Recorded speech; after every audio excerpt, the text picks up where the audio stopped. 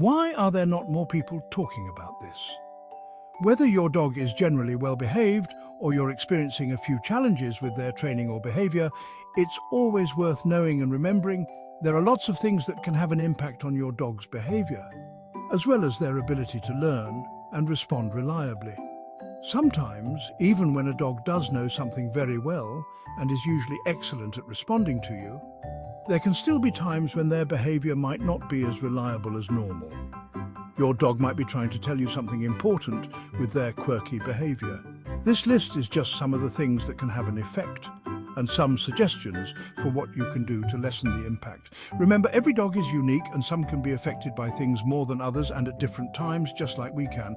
Dogs can't exactly text us how they're feeling, so they use their actions instead.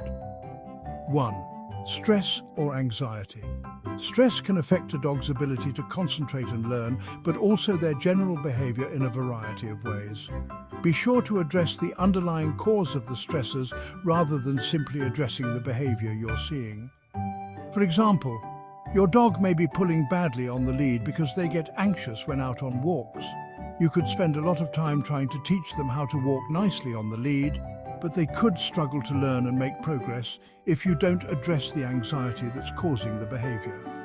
In order to reduce stress or anxiety levels, you may need to alleviate pressure if you're training, break an exercise down into smaller chunks, manage either the environment, your dog, or both.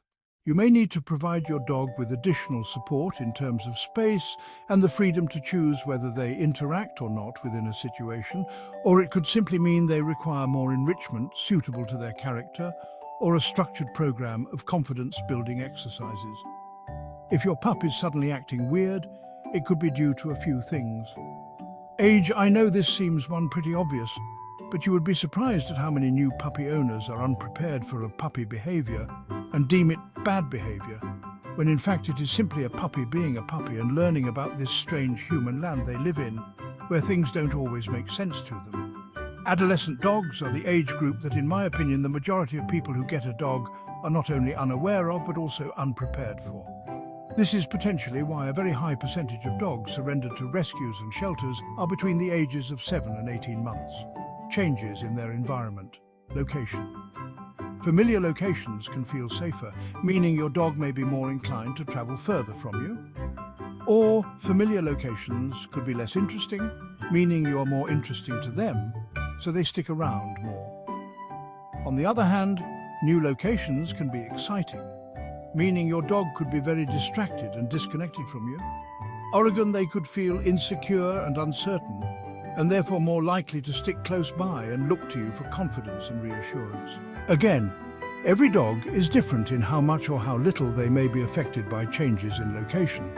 But usually most dogs, especially from a learning point of view, will find it harder to concentrate in a new location. So take that into consideration with your training and adjust accordingly if necessary. For example, your dog has a reliable recall at your daily walking location, but when you go somewhere new, they don't respond so well.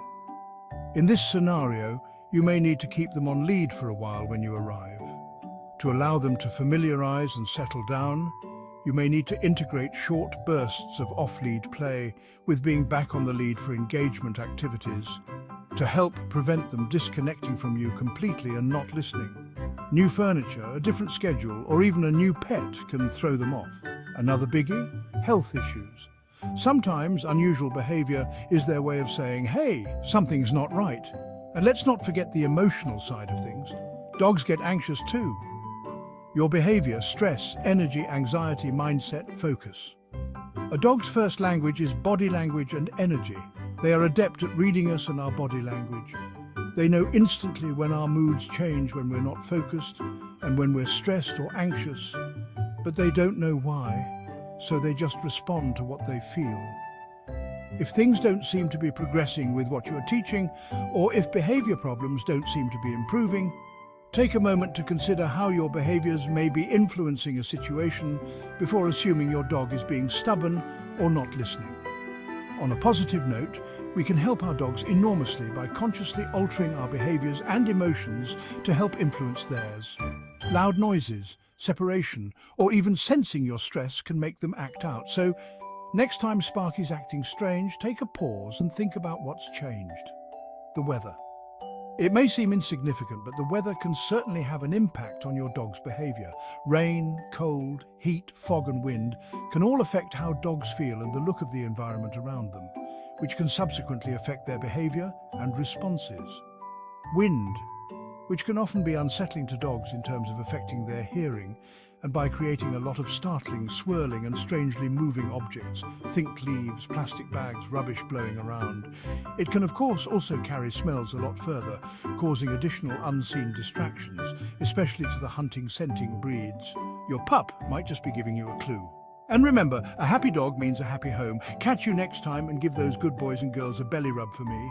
And if you found this video helpful, go ahead and hit that like button, and don't forget to subscribe to our YouTube channel, Get to Know Your Dog by Jeremiah.